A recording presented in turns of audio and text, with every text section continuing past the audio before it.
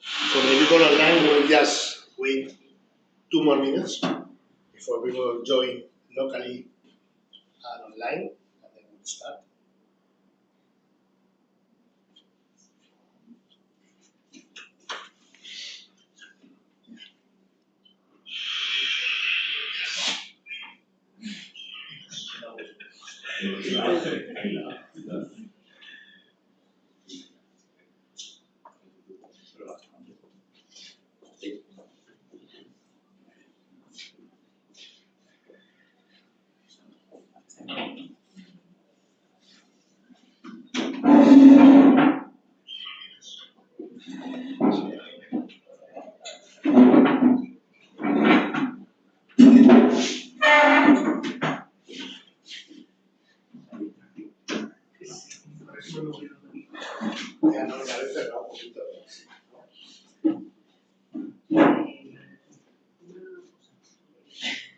So we're gonna start.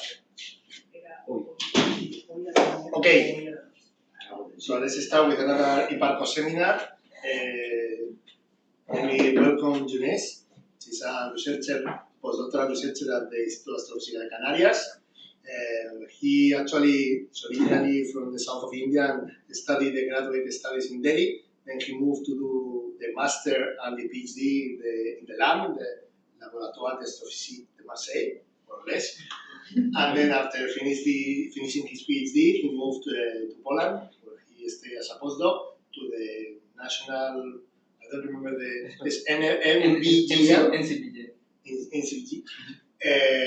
in Warsaw. And he was there working as a postdoc for 3 years almost. Well, he started working on the field of galaxies, basically lots of frequency stuff. Then he went to move to the SED fitting during the postdoc in Warsaw, basically of these same galaxies, and now he's going into the machine learning and automatic identification of LSB galaxies. And finally, 1 year ago, he moved to the IAC as a postdoc, and well, eventually, hopefully, he will come to the Complutense University. Hopefully, that will be awesome. And welcome again, Junais, and thank you for your talk. So it will be something about 40-45 minutes. And then we'll have time for questions for the people in YouTube and in Zoom. Thank you. Hi everyone, thank you Armando for the nice introduction. I'm Junais, as Armando said, I'm a postdoc now at ISE in Tenerife. So one thing you might not hear is my name. I'm just Junais. I don't have a last name. It might sound peculiar, which that's me. So today my talk will be about low surface brightness galaxies in the era of large deep sky surveys as well as artificial intelligence. So this will be a brief outline of my talk here. First, I will give a small introduction about what are low surface brightness galaxies and why they are important. And then we'll also talk about the identification of these galaxies from big surveys using machine learning methods. And also, I will talk a bit about the role of environment in the formation of these LSS and evolution of low surface brightness galaxies. Then some interesting images or some follow-up observations will also be shown in the end, and then I will conclude. So before going into a talk, the first thing I have to say, what is a low surface brightness galaxy? So a simple example can be seen here. These are two galaxies which are almost at the same distance and have similar sizes, but the one in the left side you can clearly see is significantly brighter compared to the other one. So in simple terms, we can call this as a high surface brightness galaxy, and the other is a low surface brightness galaxy. So it is, if we don't get very specific, it is a galaxy that emits much less light per unit area than normal galaxies like this. So if you want to get more specific, these are galaxies that are fainter than the night sky with a surface brightness usually fainter than around 23 magnitude per arc second square. Depending upon the literature or the papers, there are like slightly varying definition, but more or less this is the idea. They are significantly fainter than the night sky brightness. And in terms of their number density, these galaxies may account up to nearly 50% or more of all the galaxies in the universe. So it's a very significant number. And if you look at the plot here, this is from the simulations. This is observed number density of galaxies as the simulated number density as a function of the surface brightness. average surface brightness. And towards this side is a high surface brightness galaxy, the brighter ones. And when you go towards the left side, the fainter regime, it is not dropping. It is more or less flat, or the drop is very flatter. So that indicates towards the low surface brightness regime, you have a large amount of galaxies. The number density is higher. And the problem with our past surveys or instruments is that we were missing most of them just because they are too faint. So our understanding of galaxy physics could be biased towards the high surface brightness galaxy. So now in the recent years, with very powerful instruments and deep surveys, we have a new chance to explore these galaxies more in detail, much more in a statistical way. In the previous times, there were only few dedicated smaller observations of some targeted objects, but now we can see these galaxies much more and really study their properties and how it connects to the global galaxy formation and evolution scenarios. And the term low surface brightness galaxies, it's a global one, which includes a mixed bag of objects. There are different type of objects in this. That, like I said, the definition is just based on the surface brightness here. So they include mostly dwarf galaxies, and there are also subclasses like ultra-diffuse galaxies, which are very extended, but at the same time very dwarf-like mass. And there is also another subclass called the giant low surface brightness galaxies, like the example from here. This is the popular one called Malin one. It's a giant low surface brightness galaxy, and you can see the comparison of this galaxy with respect to our own Milky Way. It's like huge. Milky Way will be just in the center of the bright yellow part of this galaxy, and this is an example of that ultra-diffuse galaxy. So. And the importance of low surface brightness galaxies is apart from their number density, it will also connect to the global cosmological context, because lambda CDM model predicts a large number of very faint low mass galaxies towards the fainter end. Here you can see this is the mass distribution, mass density, and then the lambda CDM halos predicts very large number of galaxies in the very low mass end, so the fainter end. But what we observe is very low. So this is the traditional missing satellite problems. In that also, the low surface brightness galaxies could be a key to solve this. So many of them could be missing from our observations, and that could be one of the reasons why we miss from the observations such objects. And so, like I said before, only in the last few years we started really getting more observations and deeper observations to study these galaxies more in detail. So until now, it is still a lot of quantities are unknown for this object. Specifically, I listed just some of them here, and this about the number density, formation, and dark matter, as well as baryonic components. So within baryonic component, all these gas star formation as well as dust, it's all uncertain. A lot of uncertainty exists. So it's like a very interesting class of objects with a lot of potential to be discovered for our global understanding of galaxies. So that's why we need very good instruments, and which we started having now. And so this is the perfect time for this low surface brightness universe, the study of these objects. And there is a separate area which is even now we cannot explore. It's the early universe list kind of objects at a high redshift, because even in the local universe they are extremely faint and hard to detect. And if we go to the local high redshift, the cosmological dimming will be completely dim them, and we cannot see anymore. So this is we'll have to wait many more years for probably to explore this area of high redshift low surface brightness galaxies. So in my talk today, I will be touching upon only a few parts of these poorly known quantities of low surface brightness galaxies. This will be about the number density, some formation scenarios, as well as the star formation in these objects. So they are very faint galaxies. I mentioned already that creates a lot of problem for us to identify them from images. Even if the biggest problem usually is surveys are not deep enough, so we just don't detect them. They are in the noise. And there are also several other problems in identifying low surface brightness galaxies. This will be the background subtraction, as well as some instrumental artifacts like this, which can be seen here. And there can also be real structures like the tidal streams or spiral arm structures, which can be confused of if we don't get a global picture of large field of view, it can be confused as a low surface brightness object. And there is also a big effect of the galactic cirrus, so just scattered light from our own galaxy, Milky Way, which can contaminate lots of extragalactic non-surface brightness objects. So, and the first point which I mentioned was that we need deep observations for this object. So this is an example of a low surface brightness. So yeah, before that, yeah, here, this is, if you trust me, there is a low surface brightness galaxy here. This was, this is from a pan-star survey. It's very shallow, and there is, when we go deep enough, we can see a galaxy. That low surface brightness object. A similar example is shown here. This is actually an ultra-diffuse galaxy from the Virgo cluster, which I studied before. Armando was also a part of that work.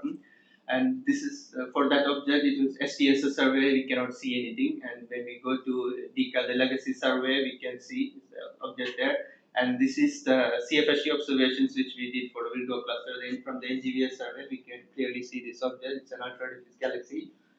And this is the LSST Rubin Observatory new image, which was recently released for Virgo cluster, part of Virgo cluster. The same object we can see much better here.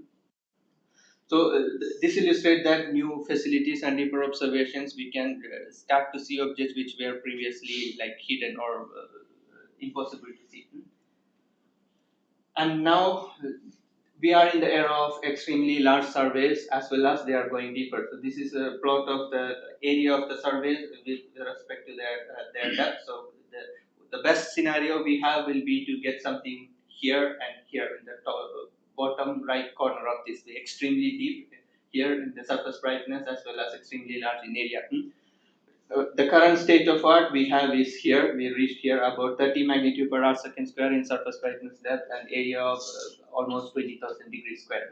These are the two surveys, LSST and Euclid survey, and I'm a member of both of the surveys. In my talk here, I'll be mostly focusing on the Euclid part. LSST, we are still waiting for the first big release. Euclid, we already have a large amount of data which is released. Some of it is public, and some are still yet to be released next year. So, so I listed several problems of identifying low surface brightness galaxies. And before going to this part, I should say that some of the part of this talk, it will be overlapping with the talk you had here. I heard that Harish was visiting here last week. So we did some part of this work together when I was in Poland. So there will be some overlap. I'll try to minimize it. So yeah, we have a big problem of identifying low surface brightness galaxies because of their faintness, as well as now with the large deep surveys, it's not anymore feasible to do it with traditional techniques of visual inspection or using some simple color or surface brightness cut. We have too much data, and there are too many contaminants to do such kind of methods. We need some new state-of-the-art methods like machine learning models. We are in the era of artificial intelligence now. Every month or every week, we can see new models and new extremely good performing tools which are being released by these big companies. So in astronomy also, we have been using machine learning different type of machine models since last several years. Some of them will be the convolutional neural networks are quite popular, and support vector machines and self-organizing maps. These are different types of models which we've been using. And since this is a field which is very fast evolving, you can see that this is the plot with the evolution of different state of the art as a function of the year. So until the early 2020s, it was the convolutional neural network which was the state of the art in image classification to classify objects. And in the last few years, we started seeing a new architecture called transformer models. And if you are familiar with, I'm sure you are familiar with ChatGPT, at least the term. The T in ChatGPT stands for the transformer, so it's a pre-trained transformer. So this is a new state of the art for image classification. So, and there are not many works in astronomy using this kind of model. So this is the work which I did with Harish, which I will not be going too much into it. He presented it last week here, I guess. So this was the work we did to identify as a first step using transformers in astronomy for identifying low surface brightness galaxies. This was done on the dark energy survey. We're using a large training sample of around 24,000 low surface brightness galaxies, which was identified previously by a very painful task of visual inspection. So they had to visually inspect like around 50,000 objects to detect, identify this 24,000 training sample. So we used this as a training and then applied a new transformer models to identify low surface brightness galaxies. So this is just a quick illustration of, you will just input a color image of this galaxy and we put like around 400,000 objects from the dark energy survey, and the model is like it will classify for you. It is like a visual inspector but an automated reproducible method. And in the end, we got around 4,000 new low surface brightness galaxy, apart from the 24,000 which was already known. So in the end, the dark energy survey low surface brightness galaxy catalog, we increased it by 70%. And this is a quick overview of the distribution of the galaxy in the dark energy survey, separated by the red versus blue. And you can already see within among their sky distribution itself, the red are more clumped and more concentrated on some high density environment, and the blue low surface brightness objects are more scattered uniformly.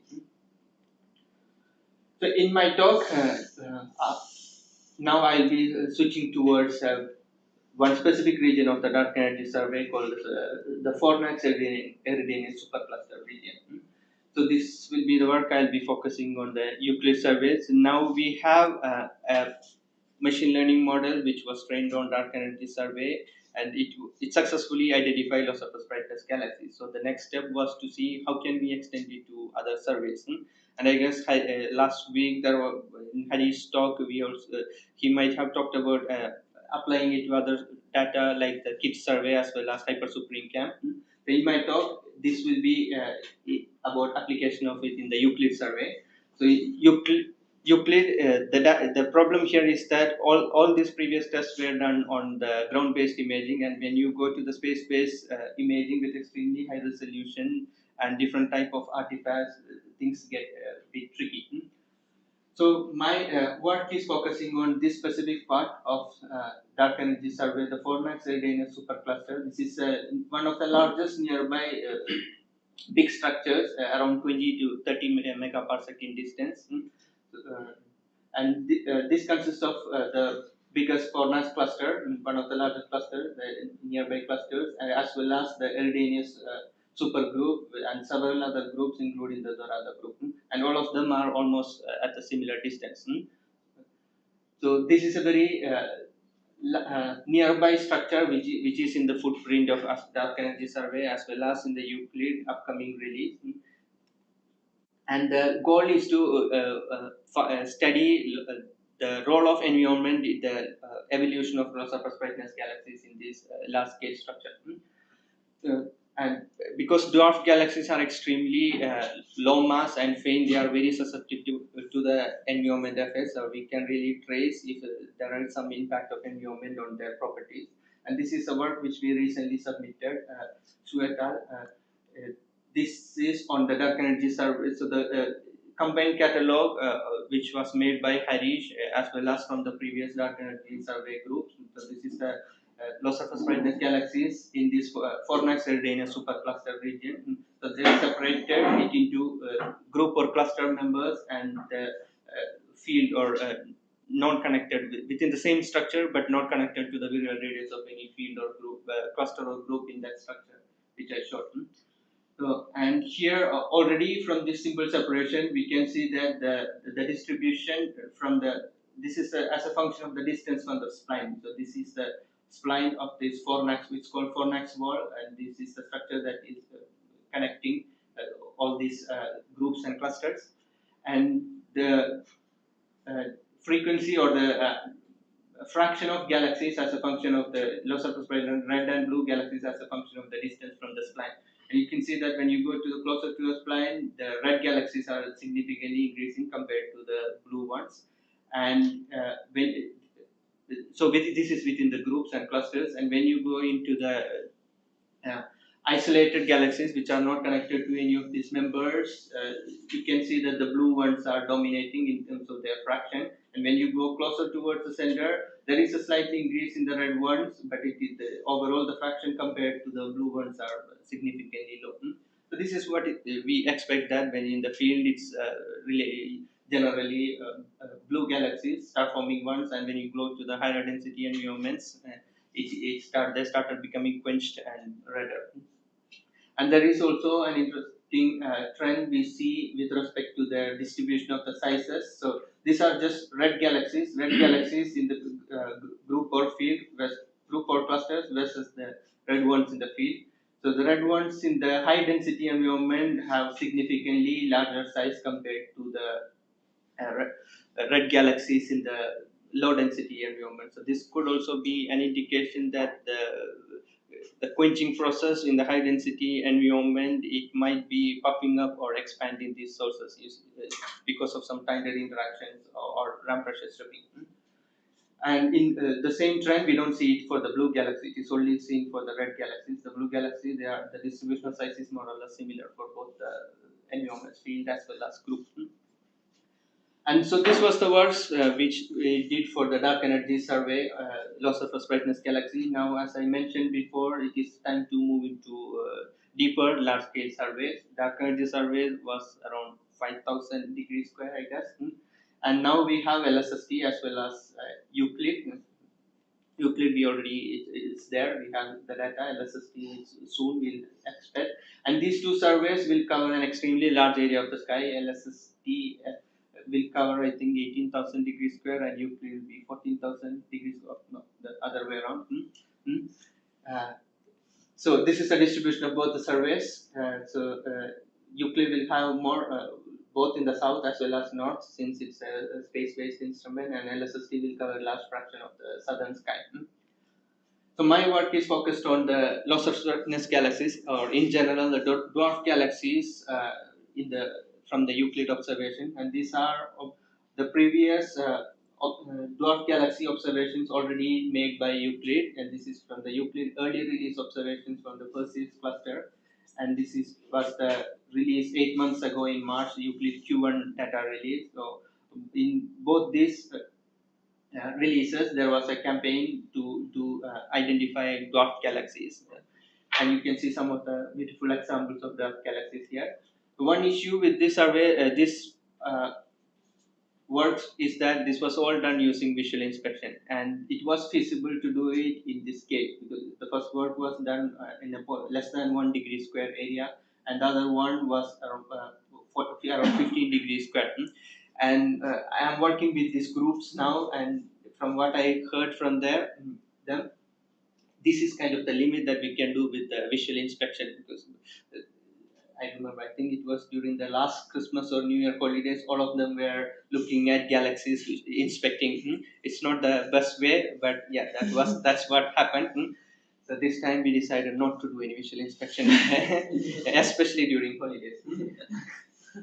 So yeah, now the upcoming Euclid data, this is the next data, is around 2000 degrees square, the Euclid DR1 data release, which is expected to be public in next October. So which in the internal data release is already done in the October this year. So we cannot do visual inspection anymore. We need robust automatic methods. So that's where we have the role of such deep learning methods, which we developed from the dark energy survey. So the thing is that we need to, when we move from one survey or one instrument to another instrument, we need to optimize these models to be adapted to those instruments. So in the case, the first thing which I did was to look for dwarf galaxies from the Euclid data, is to adapt the model which we developed from the dark energy survey and apply it to the Euclid using some instrumental transformations. But the problem was that the success rate or the accuracy in identifying low surface brightness objects was only around 60 to 70%. So there was seriously some issue when you do transfer learning from one domain to another. In the ground-based imaging, even if you change from dark energy survey to the Subaru hyper-SuperCam images, it was working quite well when we applied it in Hadith's works. But in the case of Euclid, it was tricky. So there needed to be something else to be done. So this So in this work, I'll be focusing on not on the all 2000 degrees square, but only on the 4 max, this cluster, the supercluster region which I mentioned. It's around 80 degrees square of data. Here within all the blue circles are the virial radius of all the groups and clusters in this region, and the gray shaded region is the Euclid DR1 data radius overlap in this region. So since the models which we developed on the dark energy survey, there were some clear issues in applying it to your Euclid observation. It showed us that it is time to rethink how we do this machine learning models. So what we usually do is to make a large training sample collected on a specific data set, and then we make a neural architecture, deep learning architecture model, like convolutional neural networks or transformer models. Then we do some post-processing of the data with some normalization, train use with some big computers with some GPUs to make it faster, and apply it to whatever problem we have. In this case, it's identifying loss of brightness galaxies or in general dwarf galaxies, and in the end, we have to throw it away, or maximum we'll be able to apply it on some. In this case, the dark energy model, it was possible to apply on the hyper supreme cam or kids data. But not more than that. When tested on Euclid, it was not working. So this kind of models, the problem is that it is very specific to how it was trained, and it depends a lot on the training data which you use. And you normally don't have a large training sample for all the surveys that you are working on. So in the case of Euclid, I don't have a training sample of 24,000 low surface brightness galaxies to start with. So that's a problem. You might have few hundreds or maximum 1,000 objects. Then that is not really enough for traditional deep learning models to do a training from scratch and develop a model specific to your task. So this is a problem which we are going to face in this big data era. The one solution is that the emergence of foundation models. So this is a new concept in the field of artificial intelligence, is that you don't train a model from scratch to specific to your task, but you develop a very extremely large model as a foundation which was trained on a large amount of data. So in the case of, let's say, ChatGPT or Gemini, they are models which are not trained for a specific purpose. They are trained with a large amount of data, the text, images, spectrum, or sound, or whatever type of data you have. It was all pre-trained without any specific one goal in mind. So it is a big pool of knowledge. That's why we call it foundation model. It can act as a foundation for a large amount of tasks that a specific user is interested in. So you don't have to you don't have to start from scratch. So you have a big foundation of already known structures or known information on objects. In the case of astronomy, it will be a foundation model which is trained on large amount of multiple survey images, different wavelengths, as well as spectrum and time series, or whatever type of data you have. It is possible to make a foundation model combining all this, and then start from there to the specific task. So this is the idea which I am using in my Euclid work, to use a foundation model which was already trained on ground-based imaging, as well as the past Euclid observations which were already released. Then this model, it already have an idea of how galaxies look, or stars look, or how extended structures look. So you don't have to do it from scratch. Then fine-tune this model with a few example cases of dwarf galaxies, let's say, to say this is the objective that I have identified dwarf galaxies or low surface brightness objects, and I am optimized this already made foundation model for this specific task. So this is what I am doing, and for this purpose, I already tested some of the foundation models which are existing in astronomy. To be honest, it's like we only have very few. We only have 4. And in the sense of the other large foundation models, like from OpenAI or the big companies, they are extremely large, like with billions of training parameters. But in astronomy, foundation model is still like an arising type of model. So we don't. The scale of this is still lower, but from what we had before, they are still trained on like millions of images, which is quite good. So in my work, what I tested was so I tested these two foundation model as well as the model transformer model, which I mentioned already from dark energy survey, and compared the performance of these two models and the dark energy survey transformer model on the identification of dwarf galaxies. And in the end, the Zubot model turned out to be one of the best models which we have now for this specific task of dwarf classification. So this is an ongoing work which I am doing now to apply to take all this data from the Euclid data. So this is an example of one of the dwarf galaxies in the Junais cluster, and this is the same galaxy in the dark energy survey. You can clearly see the difference in the image quality from the Euclid versus the dark energy survey from DCAM. And this Zubot model, it shows an accuracy of about 95% in classifying dwarf galaxies from Euclid observations, which is quite impressive. So since I mentioned this is an overall ongoing work, it is not yet complete. We are in this current stage of this part. So the overall methodology is to develop this machine learning model, which we already did for identifying dwarf galaxies in this area, and apply it to these format Heterogeneous supercluster regions to get candidate dwarf galaxies, a catalog of dwarf galaxies. So the plan is to do for a subset of them, not all of them, because for a subset of them we perform a visual inspection to still quantify what are the how blindly we can trust this modeling classification, what are the rates of contamination and things like that. But we will not do it for the entire sample, then it defeats the purpose of an automatic classification. So this will give a confident dwarf candidates, and then we will be performing detailed radial photometric measurements in surface brightness, profiles, colors, and magnitude. We already have the pipeline which is specific to Euclid to do it automatically for any galaxy that you give. So these are all automatic process. Then in the end, we will have a final finite supercluster galaxy, dwarf galaxy catalog. The last stage will be to, of course, the science case of studying for this catalog, which was created, what was similar to what we did for the dark energy survey, how the role of this large scale structure, the environment affects the overall photometric properties of this object.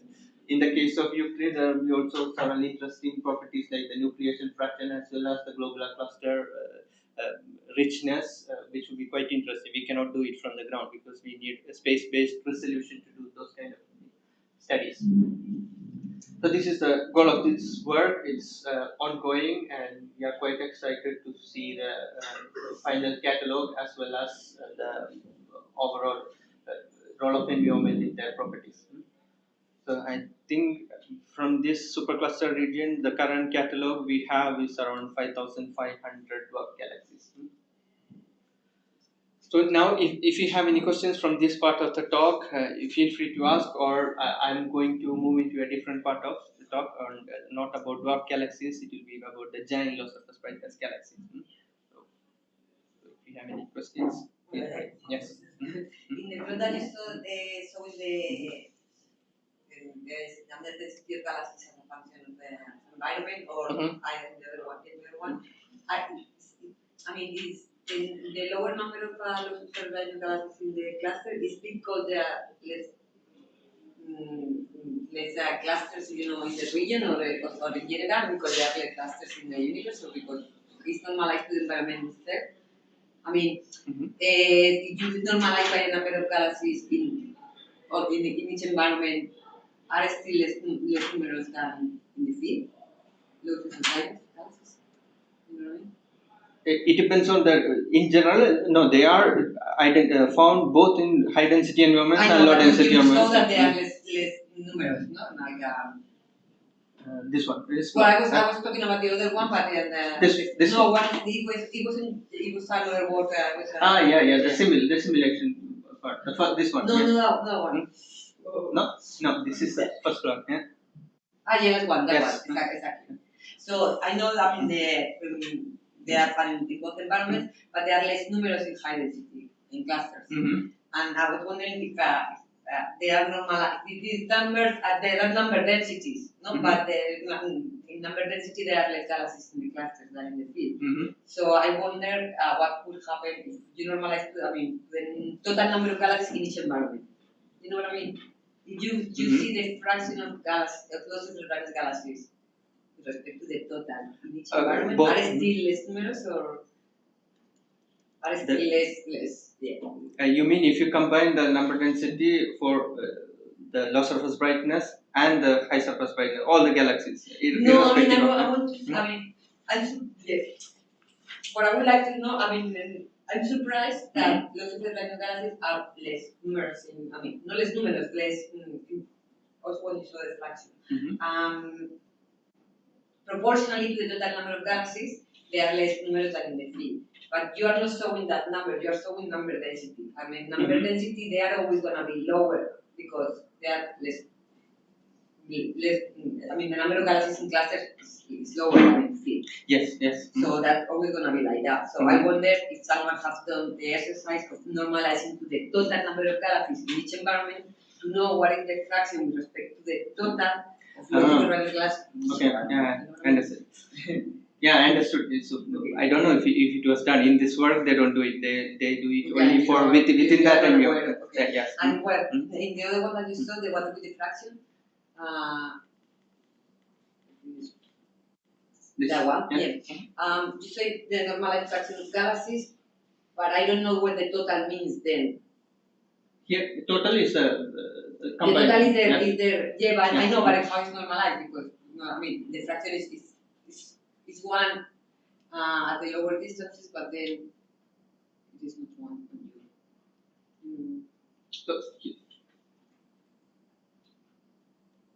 Here, the black curve will always be the sum of both these, the red and the blue. I know, but the fraction is normalized to only to one distance.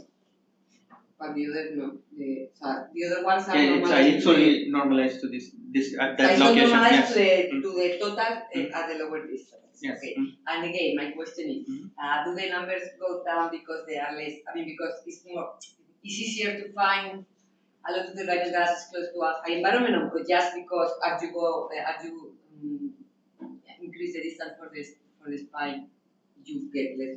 You have less numbers. Not really. It's here. It is the effect of M because you see here, this is the distribution of. If you combine all these sources, this is the distribution of galaxies, low surface brightness objects. If you at all area of the sky, and this line will be somewhere here. So even if you go a bit far, the distribution is more or less homogeneous. You should get same number, but since we get a higher number closer to spline means so this is the effect of the environment that we are seeing.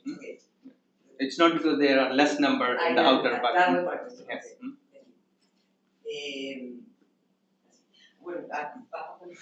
The one is in the model, in the population model, so are they all the ones that you mentioned apply to astronomy are for galaxy classification or for image classification in general, or are the other ones that are for other tasks like preparation tasks? The models, the task of classification, you can adapt it to what the specific task that you need. It was trained on the ZooBot is trained on the images from ground-based as well as space-based images. All of them, because you saw when you saw the foundation models, you saw that there are a lot of things. There. You can train them on the data can be tested, but I was wondering if those that you mentioned there, the Astrofísica, the Astro, can you use them for regression tasks or are that just for of course. These are all these objects I already tried using for regression objects, but in my specific work I'm focused only on this classification. But you can do for regression, and not only on using images, but if you have spectra. For example, this model was trained on spectra, images as well as the SCD. So all this was in the foundation model. Then if you have one of these feature from observation, you can use this to do some specific regression. Yes, example. Can you go back to the image of the slope when you show the slow? So slow image. This one. Yeah, that one. So what is the main factor so that now with Rubin we can see much better these sources? It's not the collecting area, no? It's maybe the improvement in the noise. The collecting area, the telescope size is also bigger. Rubin is quite big in terms of the diameter. Okay, so I think 6.5. So it's more on the size of the telescope more than. Yeah, it matters. Yeah, size of the telescope and the total exposure is also large. Yeah, size of the telescope matters a lot. Yeah, that's how we get deep. And then for Rubin, another advantage is the extremely large field of view. So in a single field of view, you get deep as well as large area. Because I know this Dragonfly instrument, Yes. which is not really a very huge collecting area, no? But on the other hand, they can detect very faint features. Yes, So, Dragonfly, as a single lens of it, it's not big area, but they have an array of many. It's like multiple. But also the flat field because they Yes. are using like camera, normal Yes. cameras. That's the single. So they can get a flat field much. Or so much. But Dragonfly is very good for low surface brightness, extended low surface brightness on a large scale, because the pixel size is quite large. I think close to arc minute or something like that, or very several arc second at least. So for small objects, more compact or like a few arc second scale of galaxies, like what we do here, Dragonfly it's not the best. For largest low surface brightness structures, yeah, it is good. And now I think they are previously they had like 30 or 40 Canon lenses for Dragonfly, and they are extending it to 1,000 or something like that. There is a big project coming from Dragonfly team for extremely large sky survey. But it will be for low surface brightness galaxies. It may not be the best, but for the extended arc minute scale or degree scale structures, it's quite good. And are you making your catalog published, right? Which catalog? The one that you created. From Euclid, yeah, it will be published. Yeah, once the Euclid data is public, yeah, this catalog will also be public. You really want us to follow on this, so you want to move on already? I have a couple of questions, but I don't know if it's very. It depends on the time also. No. Maybe I can finish it and then. Okay. Yeah, we can. Yes.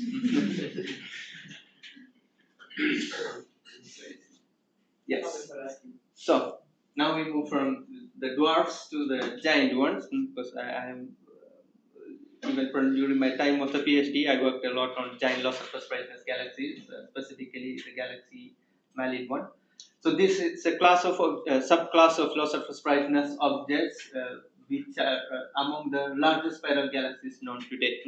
So the popular example is Malin 1, which is around diameter is like 200 kiloparsec. It's extremely large, and as I showed before, Milky Way is this in comparison in size. So these are galaxies with usually very bright center part, followed by an extremely faint large disk of the size of 50 to 100 kiloparsecs in scale length. As you can see in both these examples, Malin 1 and Malin 2. So as of now, we are not yet sure how these extremely large structures are formed. There are several scenarios proposed in literature, and we don't have a lot of statistics on this subject. Only around 100 of them are known, and among the 100, not all of them are extremely or extreme cases like this with 200 kiloparsecs in diameter. This is the traditional definition of a giant low surface brightness galaxy. It is based on their extension in the disk scale length as well as the disk central surface brightness. So not the central surface brightness of the inner component, but of the extended disk component. These two galaxies shown here are here, Malin 1 and Malin 1 and Malin 2. Everything towards this right of the blue line are generally classified as a giant low surface brightness disk galaxy. So there are in this plot itself there are a couple of them. Some other examples are here, and like I said before, there are several scenarios for this formation of this, like large spin halos or mergers, or they are usually found in isolated environments. And when there was a deep imaging observation done for this Malin 1 galaxy, it was found that there are some structures or extended long tail-like structures which is indicative of some past interactions that this galaxy had. So this was from Galas 2015 paper based on Magellan observations. I think it was they did a depth of around 30 magnitude per arc second square in the G band for this data. So I don't know if it's clear here. Yeah, but there is some structures here, long structures, which they detail in this paper. So this is connected to some past interaction that the Malin 1 had of one companion, which was likely somewhere in this image. You cannot see, but both at the same distance. So this is the case of Malin 1, and we don't have many examples like this to indicate or to study more of the formation of this giant loss surface brightness object. So another example I showed in the previous slide is the Malin 2, and the deepest image we have for Malin 2 is this. This is from the Legacy survey, and you can see this is a big, nice spiral galaxy. Nothing peculiar here, but the actual size of this galaxy is it's around 200 kiloparsec diameter. It's huge, but apart from that, there is nothing unusual here. This is from the DCAS image. It's with the depth of around 28.8 magnitude per arc second square. It is still not as deep as the Malin 1 image which I showed when they saw some structures around this galaxy.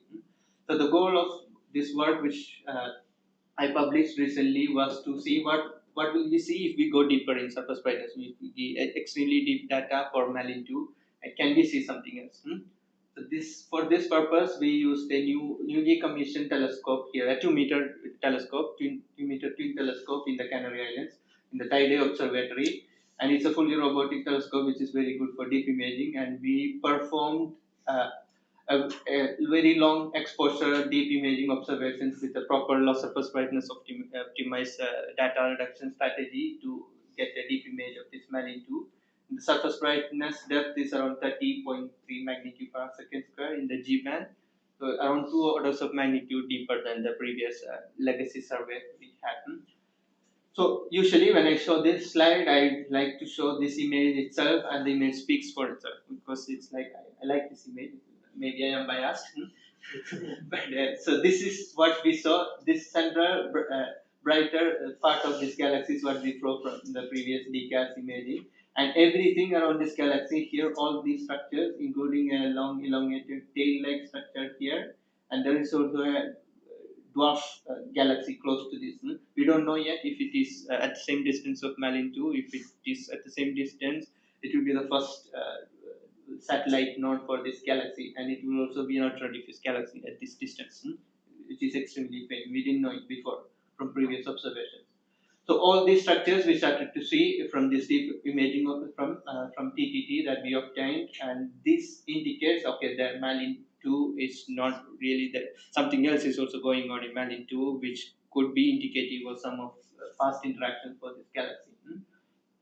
So in order to know more about it, we did some other comparisons for galaxy. This is the H1 gas condors overlaid on this deep imaging, which we got now. So you can see that this is one thing to note here is the H1 data is from very old VLA observations in the 1995, and it was in the condors. It was already there. There is some structures in this part of galaxy. In the optical observations, we never knew before. Until now, we didn't know there was something in the VLA condors which was there before.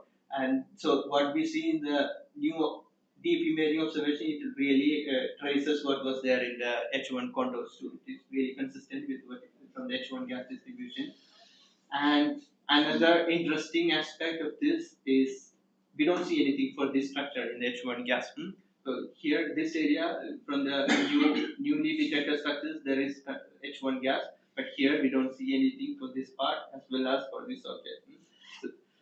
So this could be either the H1 data, since it's an old VLA data, it's not deep enough, or there can be H1 here, but we don't detect it with the current sensitivity. That's why we recently applied for Meerkat observation, very deep observations for H1 observation for this galaxy, and we do have some time accepted. So soon there could be Meerkat data also for this object. To see, the goal was to see if we can see something here as well as for this dwarf galaxy. So on the deep imaging optical data we have, we perform some photometric analysis. So this is like a radial surface brightness profile. But in this one, we didn't try to do a conventional average isoportal analysis, because since the galaxy is extremely asymmetric, if you do average elliptical isoport to get a single profile, this is the black dashed line here, it washes out almost most of the features that you see in the different directions of this galaxy. So in order to go more deep into that, we performed a multi-directional approach by putting wedges and getting a surface brightness profile in each direction, as you can see from here, and the color corresponds to the surface brightness profiles here. If you look at especially the two profiles here, one this color and this, and if you look at here, there is a early break or something. It can be seen here better in this profile. It suddenly breaks here around 70 kiloparsec something, and the other directions it goes like extended, continues like a distance. So that's why here in this case a multi-directional approach really helped. And using this, we also, from these multi-band profiles, we also obtained the color profiles, and we found that the color of this region is relatively blue. It's around G minus R of 0.4 magnitude, I think. So it's relatively new and star-forming structure. And using these profiles, we obtained the stellar mass surface density profile. So this is shown here, and here it is stellar mass surface density compared with different mass bins of galaxies from the literature. These are all the nearby from a local spiral galaxy sample with stellar masses in the range of 9 to 11.5. And you can see that Malin 2, the profiles of Malin 2 is like in the outer border or in the outer envelope. It's an extreme case here. And if you compare with even galaxies with Milky Way mass, it's completely like an outlier. It's expected because they are different masses. And for same galaxies, spiral galaxies with similar mass of Malin 2, again it is an outlier. This is the extreme case. So that's why we do see it as an extremely giant galaxy compared to other non-spiral galaxies. Another interesting aspect here will be the comparison with the other giant low surface brightness galaxies known in the literature. So this is the black one. The black dotted line is Malin 1, and the colored ones are Malin 2. So even in the comparison with Malin 1, Malin 2 shows some extreme nature, especially in the intermediate radial range. But in the outer part, still the largest radial extent, Malin 1 is still the largest known giant low surface brightness galaxy. Malin 2 is closer, it's almost closer. This is a different illustration of the same type of plot, but visually, this is comparing the visual. These three images are by scale, so like they're scaled by their actual size in physical units. This is a galaxy Malin 2, and compared with the galaxy of same stellar mass, so you can see already, even with the same mass galaxy, it's acute. This looks like a very small galaxy compared to the actual extent of Malin 2, and again Milky Way like mass galaxy is very small. So this is all to illustrate the extreme nature and giant nature of this galaxy, Malin 2, and the new structures that we found. So just by using the G minus R or GR band colors, we cannot really go more deep into this, what is exact formation scenario for these structures. For that, we need more observations, like specifically from IFE observations, as well as the new MIRCAT data that we are expecting. So, yes, I also mentioned, I think, this dwarf galaxy close to this. I'll quickly mention this. So, this is the dwarf galaxy, likely satellite of Malin 2, which we see in the new imaging. This is the close zoomed in image of that thing. If confirmed to at the distance of Malin 2, we are not yet sure. We need spectroscopy observations for that, or the H1 detection. We can get a distance.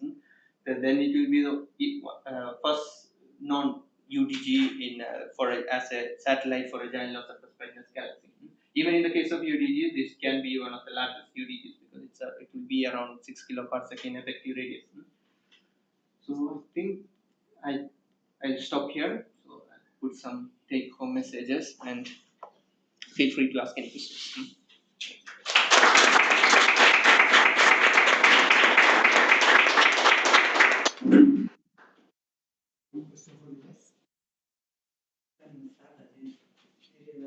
No, that's okay. Please. question on the former or the later part. Well, can you show the image for Malin? This one. No, the one, yes, I know the diffuse, but the one by Gaspar Galán. Which one? So before, the Galán. The Magellan image. The Magellan, the Magellan one. Yeah, Yes. that one, Yes. yeah. That, I mean, I see that there is a feature there, but I don't know. Could be, I mean, for someone that I've not worked in this country, so for me it could be something that, yeah, I can find other ones in other places. So my question is, do they, I mean, I guess that you have colors of the image, not only one band, and it will be possible, or is it possible to do some kinematics of the feature compared with other things? For kinematics, we need spectroscopic I know, observations. that- Because with H1 that we have here, we don't have the resolution to do kinematics. But there, for now, it's not done. First of all, it's extremely faint, and to get spectroscopic observation is very tricky. Yeah, that's what I'm asking. Recently, we had Muse observation for a part of this galaxy. Since the scale is very large, we had to do multiple fields of Muse, and in the end, we only got one observation done. Okay. All the others, it was 4 observations, and out of that, one in this part on the north quadrant of this galaxy was observed. In that observation, it's still not, we cannot do any kinematics, or it is barely detected. There is something there, but it's hard to do any kinematics. It will be interesting to do kinematics on that. I know it's Yes. very difficult. Yeah, Maybe it's something. yes. Another question that you mentioned, I mean, and I sorry.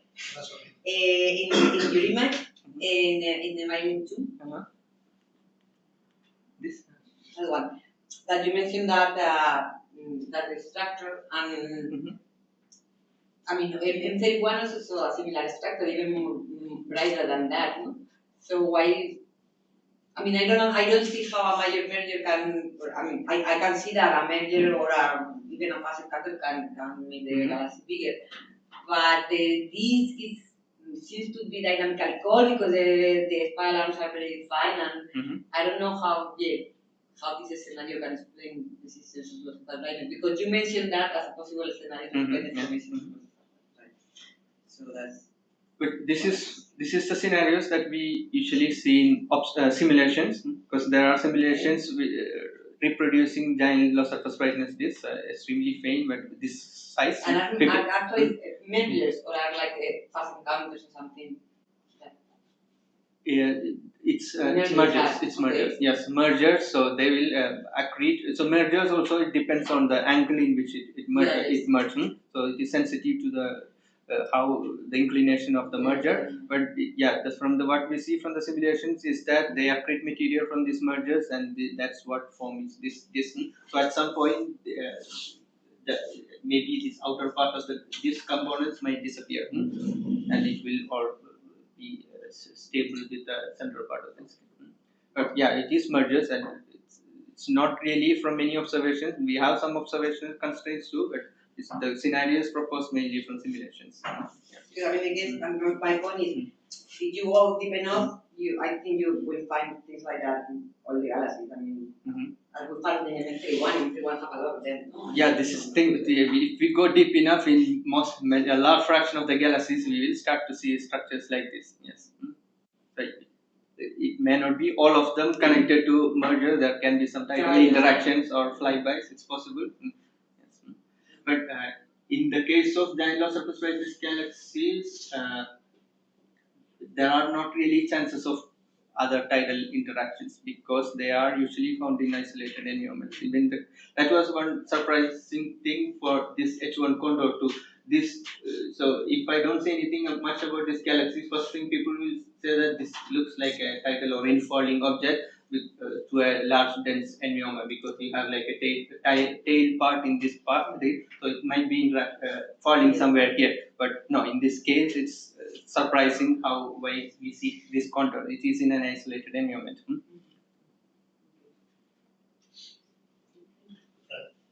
So, given the number of low surface brightness galaxies that you are detecting now with Euclid, is there any preliminary conclusion regarding this this discrepancy with the cosmology models, or still missing like the population?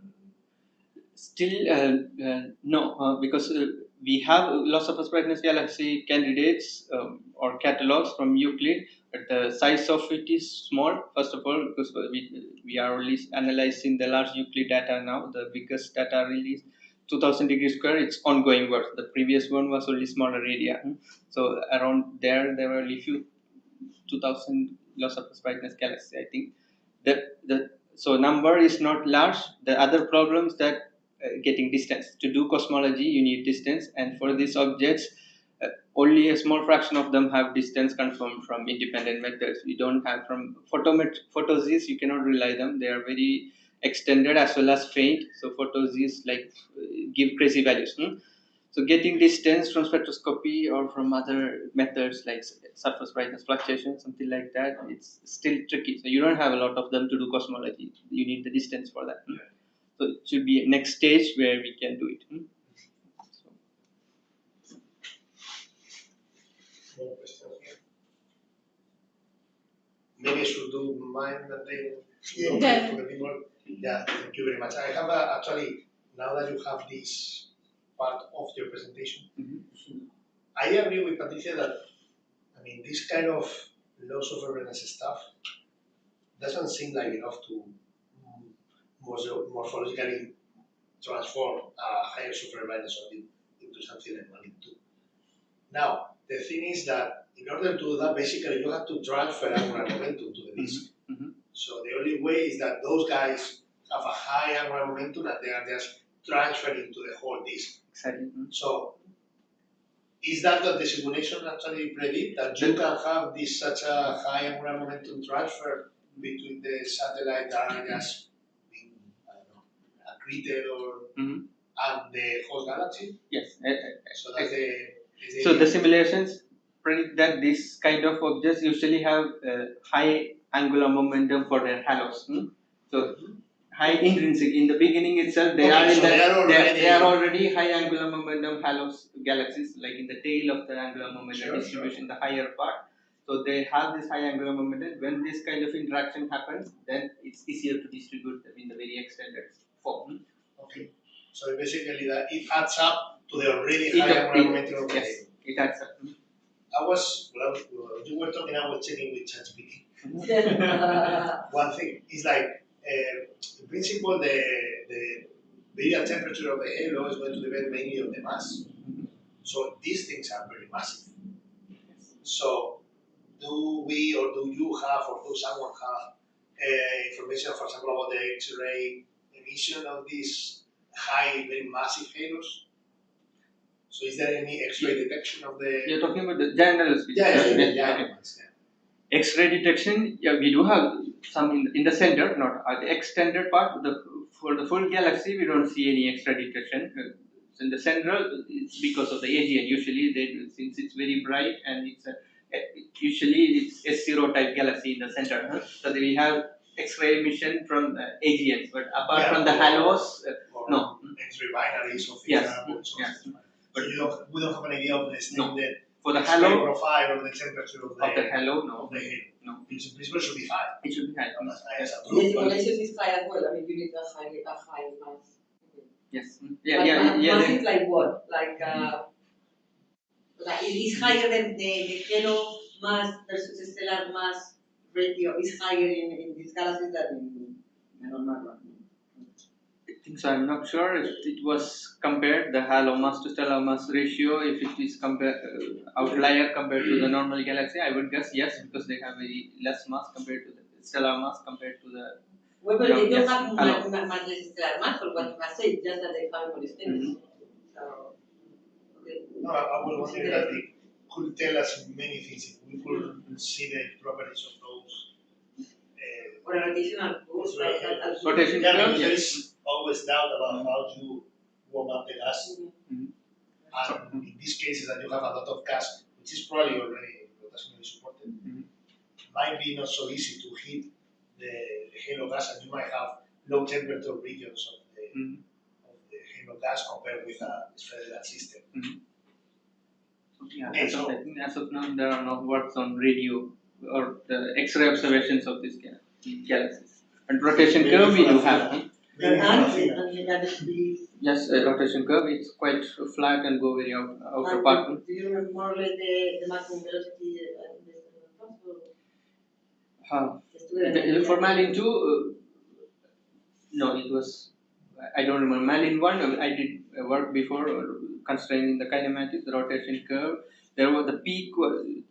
There was a peak in the central part or intermediate part going up to 350 kilometer per second, but then after a point, then it goes down and go flatter a little bit lower, yeah, close to 300, something like that. Yes, it's massive. Yeah, yes. Yeah. So can you go to the full frame image? This one. So is the white stuff real? The white gradient? Yes. Why? It's because when you go to the outer part, the exposure is lower. The depth in the outer part is lower. In the central part is the deeper. Noise. Yes, it's noisy outer part. But even with that, it looks like there is a. So that's what you have, your wedge gradient profile. Yeah. So it's going all the way to. Yes. What is the scale here? So you are reaching in your profile, but you are not going that far. You are going like this, right? In your gradient profile. Yes, I'm going. Yeah. Something like that. Yes. What happens? Yeah, I'm not going to too much into Yeah, you are not noise. pushing the limits. No. Although it seems that this. Yes. But what did you the radius that you saw is projected no This is phase on. it's not completely phase on. It's corrected for the inclination. Yeah. The radial profile. Yes. But it's no, not. because it was just the two edges that were like that were the ones that were different that were going down. Yeah. That's why I thought that would be Yeah, it's not completely phase on because we can see in the rotation from H1 we can see some rotation. Yes. It's like that depending on the software values, because at those software values is like this, right? No. So it looks like it's this like this here, but then it's like this. It's amazing. Okay, so any other question in the room? Is there anyone Any that has a question online? Just speak up through Zoom and we will hear you. Okay. So if there are no more questions, let's thank Junais again.